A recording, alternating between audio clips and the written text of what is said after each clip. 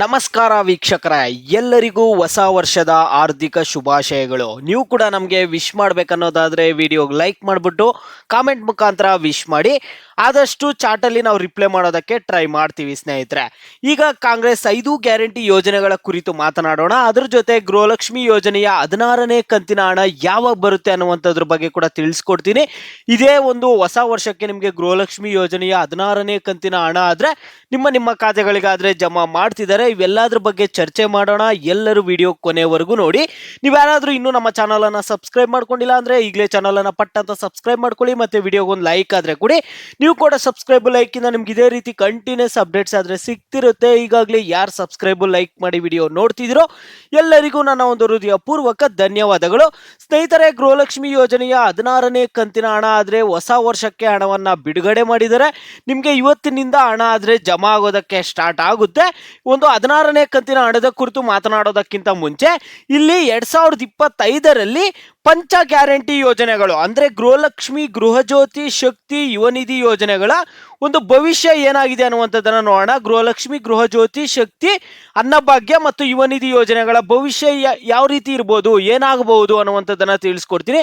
ಆ ಒಂದು ಯೋಜನೆಗಳು 2025ರಲ್ಲಿ ಕೂಡ ಒಂದು ಸಕ್ಸಸ್ಫುಲ್ ಆಗಿ ರನ್ ಮಾಡ್ತಾರಾ ಇಲ್ಲ, ಯಾವ ಯೋಜನೆಗಳ ಪರಿಸ್ಥಿತಿ ಯಾವ ರೀತಿ ಇದೆ ಅನ್ನುವಂಥದ್ದನ್ನು ತಿಳ್ಕೊಳ್ಳೋಣ ಸ್ನೇಹಿತರೆ, ನಿಮ್ಮೆಲ್ಲರಿಗೂ ಗೊತ್ತಿದೆ, 1.5 ವರ್ಷದ ಹಿಂದೆ ವಿಧಾನಸಭಾ ಚುನಾವಣೆ ವಿರೋಧ ಪಕ್ಷದ ಸ್ಥಾನದಲ್ಲಿ ಕಾಂಗ್ರೆಸ್ ಹೇಗಾದ್ರೂ ಮಾಡಿ ಅಧಿಕಾರಕ್ಕೆ ಬರಲೇಬೇಕು ಅನ್ಬಿಟ್ಟು ಇಲ್ಲಿ ಬಿಜೆಪಿಯನ್ನ ಸೋಲ್ಸೋದಕ್ಕೆ ಈ ಒಂದು ಕಾಂಗ್ರೆಸ್ 5 ಗ್ಯಾರಂಟಿ ಯೋಜನೆಗಳನ್ನಾದ್ರೆ ಸ್ಟಾರ್ಟ್ ಮಾಡ್ತಾರೆ ಸ್ನೇಹಿತರೆ.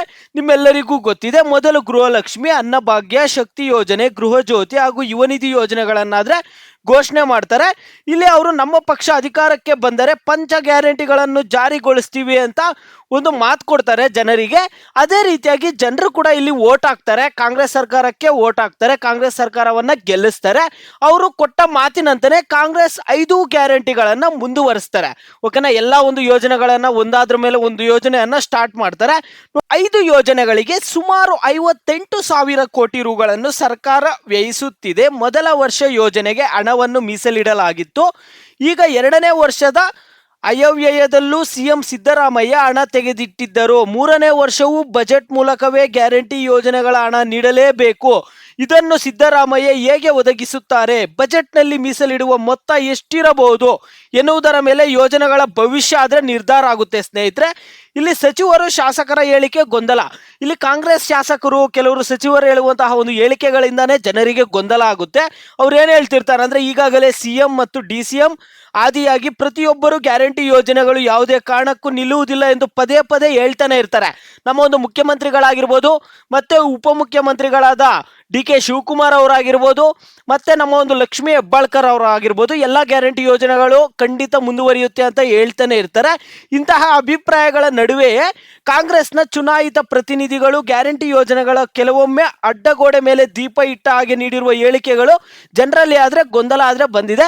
ಕೆಲವರು ಸಚಿವರು ಹೇಳ್ತಿರ್ತಾರೆ, ಯಾವುದಾದ್ರೂ 1-2 ಯೋಜನೆಗಳನ್ನು ಸ್ಟಾಪ್ ಮಾಡಿಬಿಡಬೇಕು, ತುಂಬಾ ಕಷ್ಟ ಆಗ್ತಿದೆ ಹಣ ರೆಡಿ ಮಾಡೋಕ್ಕೆ ಈ ಯೋಜನೆಗಳಿಗೆ ಅಂತ ಇಲ್ಲಿ ಕಾಂಗ್ರೆಸ್ ಸಚಿವರೇ ಕೆಲವರು ಹೇಳಿಕೆ ಆದರೆ ಕೊಡ್ತಿರ್ತಾರೆ ಸ್ನೇಹಿತರೆ. ಕಳೆದ ಲೋಕಸಭಾ ಚುನಾವಣೆ ವೇಳೆ ನಮಗೆ ಮತ ನೀಡದೇ ಇದ್ದರೆ ಗ್ಯಾರಂಟಿ ಯೋಜನೆಗಳು ನಿಲ್ಲಬಹುದು ಎನ್ನುವ ಹೇಳಿಕೆಗಳನ್ನು ಕೂಡ ಕೊಟ್ಟಿದ್ರು ಲಾಸ್ಟ್ ಟೈಮ್ ಕೆಲವರು ಶಾಸಕರು. ಇಲ್ಲಿ ಚುನಾವಣೆ ಬಳಿಕವೂ ಯೋಜನೆಗಳಿಗೆ ನೀತಿ ನಿಯಮಗಳನ್ನು ಪರಿಷ್ಕರಣೆ ಮಾಡಬೇಕಿದೆ ಎನ್ನುವ ಅಭಿಪ್ರಾಯವೂ ಕೂಡ ಇಲ್ಲಿ ಕೇಳಿ ಬರ್ತಿತ್ತು. ಇಲ್ಲಿ ಯೋಜನೆಗಳನ್ನು ಬಳಸಿಕೊಳ್ಳಲು ಪಡಿತರ ಕಾರ್ಡ್ ಕಡ್ಡಾಯವಿದೆ. 1 ಲಕ್ಷಕ್ಕೂ ಅಧಿಕ BPL ಕಾರ್ಡ್ಗಳನ್ನು APL ಕಾರ್ಡ್ಗೆ ಬದಲಿಸುವ ಕೆಲಸವೂ ಆಗಿದೆ. ಇಲ್ಲಿ ಆದಾಯ ತೆರಿಗೆ ಪಾವತಿಸುವವರ ಅಂಶ ಆಧರಿಸಿ ಕಾರ್ಡ್ ಬದಲು ಕೂಡ ಮಾಡಲಾಗಿದೆ ಎನ್ನುವ ಒಂದು ಸ್ಪಷ್ಟನೆಯನ್ನು ಸರ್ಕಾರ ಆದರೆ ನೀಡಿತ್ತಿಲ್ಲಿ. ಇದಕ್ಕೆ ಬಲವಾದ ವಿರೋಧ ವ್ಯಕ್ತವಾದ ನಂತರ ಇಂದಿನಂತೆ ಕಾರ್ಡ್ಗಳನ್ನು BPLಗೆ ಬದಲಾಯಿಸಲಾಯಿತು. ಮೊದಲು ಕೆಲವರು ಕಾರ್ಡ್ಸ್ ಎಲ್ಲ ಏನಾಗೋಗಿತ್ತಂದ್ರೆ ಇಲ್ಲಿ BPL ಕಾರ್ಡಿಂದ APLಗೆ ಕನ್ವರ್ಟ್ ಆದರೆ ಆಗೋಗಿತ್ತು. ಮತ್ತೆ ಸಾಕಷ್ಟು ಜನ ಯಾಕೆ ರೀತಿಯಾಗಿ ಮಾಡ್ತಿದ್ದಾರೆ, ಕೆಲವ್ರದ್ದು ಎಲ್ಲ ದಾಖಲೆಗಳು ಕರೆಕ್ಟ್ ಇರುತ್ತೆ, ಅವ್ರು BPL ಕಾರ್ಡ್ಗೆ ಎಲಿಜಿಬಲ್ ಇರ್ತಾರೆ, ಆದರೂ ಕೂಡ APLಗೆ ಕನ್ವರ್ಟ್ ಆಗೋಗಿತ್ತು. ಅಂತ ಅವ್ರ ಕಾರ್ಡನ್ನು ಮತ್ತೆ APLಯಿಂದ BPLಗೆ ಕನ್ವರ್ಟ್ ಮಾಡಿ ಕೊಟ್ಟಿದ್ದಾರೆ ಸ್ನೇಹಿತರೆ. ಯಾವ ಯೋಜನೆ ಹೇಗಿದೆ ಅನ್ನುವಂಥದ್ದನ್ನು ತಿಳಿಸ್ಕೊಟ್ಬಿಡ್ತೀನಿ ನಿಮಗೆ. ಮೊದಲು ಶಕ್ತಿ ಯೋಜನೆ ಪರಿಸ್ಥಿತಿ ಈಗ ಹೇಗಿದೆ, ಗೃಹಜ್ಯೋತಿ ಯೋಜನೆಯ ಪರಿಸ್ಥಿತಿ ಏನಾಗಿದೆ ಅನ್ನುವಂಥದ್ದನ್ನೆಲ್ಲ ತಿಳಿಸ್ಕೊಡ್ತೀನಿ ಸ್ನೇಹಿತರೆ. ಮೊದಲನೇದಾಗಿ ಇಲ್ಲಿ ಗೃಹಲಕ್ಷ್ಮಿ ಯೋಜನೆ ಯೋಜನೆಯ ಪರಿಸ್ಥಿತಿ ಯಾವ ರೀತಿ ಇದೆ ಅಂದ್ರೆ, ಇಲ್ಲಿ ಗೃಹಲಕ್ಷ್ಮಿ ಯೋಜನೆ ಬಹುಜನರಿಗೆ ತಲುಪುತ್ತಿರುವ ಗೃಹಲಕ್ಷ್ಮಿ ಯೋಜನೆಯ ಹಣ ಸರಿಯಾಗಿ ಖಾತೆಗೆ ವರ್ಗವಾಗುತ್ತಿಲ್ಲ. ಈಗಾಗಲೇ 2 ತಿಂಗಳಿಗೊಮ್ಮೆ ಹಣ ಖಾತೆಗೆ ಜಮಾ ಮಾಡ್ತಿದ್ದಾರೆ. ಗೃಹಲಕ್ಷ್ಮಿ ಪರಿಸ್ಥಿತಿ ಏನಾಗಿದೆ ಅಂದ್ರೆ, ಪ್ರತಿ ತಿಂಗಳು ಹಣ ಆದ್ರೆ ಕರೆಕ್ಟಾಗಿ ಕೊಡ್ತಿಲ್ಲ, 2 ತಿಂಗಳಿಗೊಂದ್ಸರಿ ಹಣ ಕೊಡ್ತಿದ್ದಾರೆ. ಆದ್ರೂ ನಮ್ಮ ಜನರು ಖುಷಿಯಾಗಿದ್ದಾರೆ. 2 ತಿಂಗಳಿಗೊಂದ್ಸರಿ ಕೊಟ್ಟರು ಹಣ ಆದ್ರೆ ಕೊಡ್ತಿದಾರಲ್ಲ ನಮ್ಗೆ, ಅದರಿಂದಾನೇ ಸ್ವಲ್ಪ ಖುಷಿಯಾಗಿದ್ದಾರೆ. ನೋಡಿ, ಇಲ್ಲಿ ಹಣ ಖಾತೆಗೆ ಜಮಾ ಆಗುತ್ತಿರುವ ಮಾಹಿತಿ ಇದೆ. ಕೆಲವರಿಗೆ ಬಂದಿಲ್ಲ ಎನ್ನುವ ದೂರುಗಳಿವೆ. ಕೆಲವ್ರಿಗೆ ಹಣ ಬಂದಿಲ್ಲ ಅಂತ ಇದ್ದಾರೆ. ಸಾಕಷ್ಟು ಜನ ಕೆಲವರು ಪೆಂಡಿಂಗ್ ಹಣ ಬಂದಿಲ್ಲ ಅಂತ ಕೆಲವೊಂದು ದೂರುಗಳು ಕೂಡ ಕೊಡ್ತಿದ್ದಾರೆ.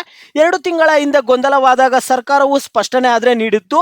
ಈಗಲೂ ಅದೇ ಆಗಿರುವ ದೂರು ಬಂದಿದೆ. ಇದರಲ್ಲೂ ಕೆಲವು ಮಿತಿಗಳನ್ನು ಏರಿ ಅಗತ್ಯ ಇರುವವರಿಗೆ ಗೃಹಲಕ್ಷ್ಮಿ ನೆರವು ನೀಡುವ ಚರ್ಚೆಗಳು ಕೂಡ ನಡೀತಿದ್ದಾವೆ. ಇಲ್ಲಿ ಯಾರು ಒಂದು ಅಗತ್ಯ ಯಾರಿಗಿದೆ ಈ ಒಂದು ಹಣವನ್ನು, ಅವ್ರಿಗೆ ಮಾತ್ರ ಹಣ ಕೊಡಬೇಕು ಅನ್ನುವಂಥ ಒಂದು ಚರ್ಚೆಗಳು ಕೂಡ ನಡೀತಿದೆ. ಇದು ಗೃಹಲಕ್ಷ್ಮಿ ಯೋಜನೆಯ ಪರಿಸ್ಥಿತಿ ಆಗಿದೆ. ಶಕ್ತಿ ಯೋಜನೆ ಪರಿಸ್ಥಿತಿ ಬಗ್ಗೆ ಬರೋದಾದ್ರೆ, ಗೃಹಲಕ್ಷ್ಮಿ ಯೋಜನೆ ಆಯಿತು. ಈಗ ಶಕ್ತಿ ಯೋಜನೆ ಅಂತೂ ಸಮರ್ಪಕ ಬಳಕೆಯಲ್ಲಿದೆ. ಸಾರಿಗೆ ಸಂಸ್ಥೆಗಳು ನಷ್ಟ ಅನುಭವಿಸುತ್ತಿರುವ ನಡುವೆಯೂ ಬಸ್ನಲ್ಲಿ ಪ್ರಯಾಣಿಸುವ ಮಹಿಳೆಯರ ಸಂಖ್ಯೆ ಹೆಚ್ಚುತ್ತಲೇ ಇದೆ. ಎಲ್ಲ ಮಹಿಳೆಯರು ಎನ್ನುವ ಬದಲು ಸೀಮಿತ ವೇತನ ಇರುವವರು, ಉದ್ಯೋಗದಲ್ಲಿರುವವರಲ್ಲಿ ಕಡಿಮೆ ವೇತನ ಇರುವವರು, ವಿದ್ಯಾರ್ಥಿಗಳು, ಹಿರಿಯರಿಗೆ ಉಚಿತವಾಗಿ ನೀಡಬೇಕು ಎನ್ನುವ ಸಲಹೆಗಳಾದರೆ ಬರ್ತಿದ್ದಾವೆ. ಈ ಒಂದು ಫ್ರೀ ಬಸ್ ಎಲ್ಲರಿಗೂ ಕೊಡೋದಕ್ಕಿಂತ ಕಡಿಮೆ ವೇತನ ಇರುವವರಿಗೆ, ವಿದ್ಯಾರ್ಥಿಗಳಿಗೆ, ಹಿರಿಯರಿಗೆ ಕೊಟ್ಟರೆ ಉಪಯೋಗ ಆಗುತ್ತೆ ಅಂತ ಇಲ್ಲಿ ಹೇಳ್ತಿದ್ದಾರೆ. 2025ರಲ್ಲಿ ಈ ರೀತಿಯಾಗಿ ಬದಲಾಯಿಸಿದರೆ ಚೆನ್ನಾಗಿರುತ್ತೆ ಅಂತ ಒಂದು ಅಭಿಪ್ರಾಯಗಳಾದರೆ ವ್ಯಕ್ತಪಡಿಸ್ತಿದ್ದಾರೆ. ಇಲ್ಲಿ ಗೃಹಜ್ಯೋತಿ ಯೋಜನೆ ನೋಡೋದಾದರೆ ಫ್ರೀ ಕರೆಂಟು.